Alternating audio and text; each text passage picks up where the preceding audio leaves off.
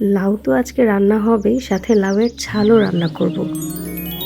আসসালামু আলাইকুম সবাইকে। একদম টাটকা দুইটা লাউ আছে, আমি একটা আজকে রান্না করব।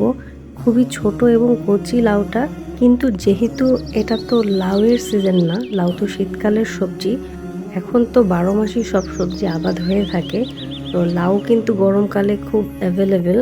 তো দেখা যায় যে লাউ যেগুলো কচি মনে হয় বাইরে থেকে দেখতে, সেগুলো কিন্তু নর্মালি রান্না করলে প্রপারলি সেদ্ধ হয় না।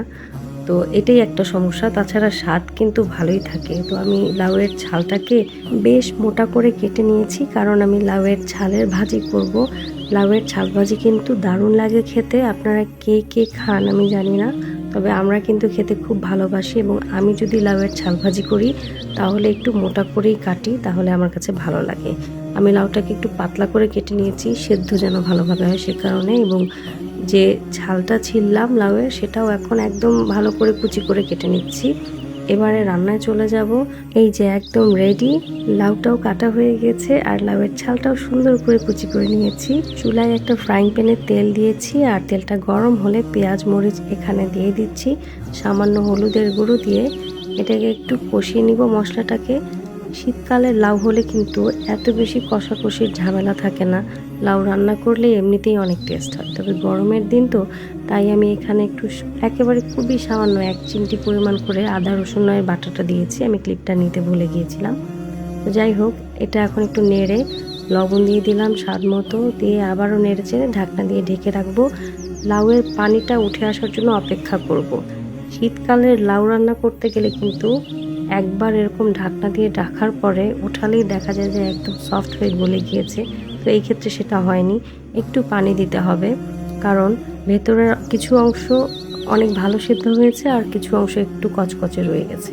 তো পানি দিয়ে দিলাম। তবে নর্মালি এই সময়কার লাউ যতটা বেশি সিদ্ধ হতে সমস্যা হয়, এটা কিন্তু এরকম ছিল না, বেশ ভালোভাবে সিদ্ধ হয়েছে। শেষে আমি ধনেপাতা কুচি দিয়ে দিচ্ছি, দিয়ে এটাকে আমি ঢাকনা দিয়ে ঢেকে রাখবো কিছুক্ষণ। ধনেপাতার ফ্লেভারটা ছড়িয়ে পড়া পর্যন্ত অপেক্ষা করব, তারপর ঢাকনা তুলে এটাকে এখন আমি তুলে নিব। গরমের মধ্যে এই লাউ খেলে কিন্তু শরীরটা একদম ঠান্ডা হয়ে যায়। এখন আমি লাউয়ের ছালটা ভাজি করে নিব। বেশ ভালো পরিমাণ তেল নিয়েছি, পেঁয়াজ মরিচ নিয়ে নিয়েছি বেশি করে, সাথে আমি একদম গুঁড়ো যে চিংড়ি, ছোট চিংড়ি, সেই চিংড়ি মাছ নিয়ে নিলাম। এটার সাথে হলুদ দিচ্ছি, সাথে লবণও দিয়ে দিচ্ছি, দিয়ে একটু নাড়াচাড়া করব।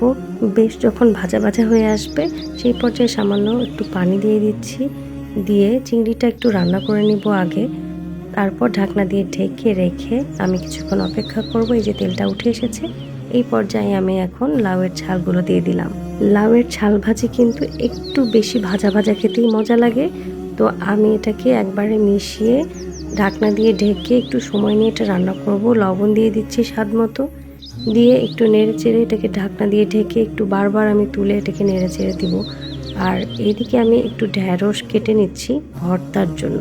নর্মালি যে কোনো ভাজি যেমন বারবার একটু নেড়ে দিতে হয়, এক্ষেত্রেও তাই। দেখেন এই পর্যায়ে আমি একটু চেক করে নিচ্ছি, অলমোস্ট এটা সেদ্ধ হয়ে গিয়েছে। এখন এটা একটু বেশি ভাজা ভাজা করা পর্যন্ত অপেক্ষা করব। এই যে কিছুক্ষণ রান্না করলে কিন্তু আমার রেডি হয়ে গেল। এর চেয়ে বেশি ভাজি আমি করব না। এক্সেস তেলটা ঝরিয়ে আমি এটাকে সার্ভ করে নিচ্ছি। আর এদিকে আমি ঢ্যাঁড়সটা সেদ্ধ হতে বসাবো। ফ্রাইং প্যান নিয়েছি, তার মধ্যে আমি ঢ্যাঁড়স দিয়ে দিচ্ছি কেটে রাখা, আর অল্প পরিমাণ পানি দেবো, একেবারেই অল্প। ঢ্যাঁড়স সেদ্ধ হতে বেশি সময়ও লাগে না, অতিরিক্ত পানিরও প্রয়োজন নাই। তারপরে হাই ফ্লেমে আমি এটাকে সেদ্ধ করে নিচ্ছি। এরপর পেঁয়াজ আর মরিচ কুচি নিয়ে লবণ দিয়ে ভালো করে মাখিয়ে এর মধ্যে সরিষার তেল অ্যাড করে নিচ্ছি। ব্যাস, আবার একটু মাখিয়ে এটাকে আমি সার্ভ করে নিব। তৈরি হয়ে গেল আমার পছন্দের ঢ্যাঁড়স ভর্তা। এই প্রচণ্ড গরমের মধ্যে এই ধরনের তরকারি থাকলে আর কি লাগে বলেন তো? কেমন লাগলো আমার আজকের ভিডিও আমাকে নিশ্চয়ই কমেন্ট করে জানাতে ভুলবেন না। এবং আমার ভিডিওটি ভালো লেগে থাকলে লাইক, কমেন্ট এবং শেয়ার করে দিবেন। সবাই ভালো থাকবেন, সুস্থ থাকবেন, আমার জন্য দোয়া করবেন। আল্লাহ হাফেজ।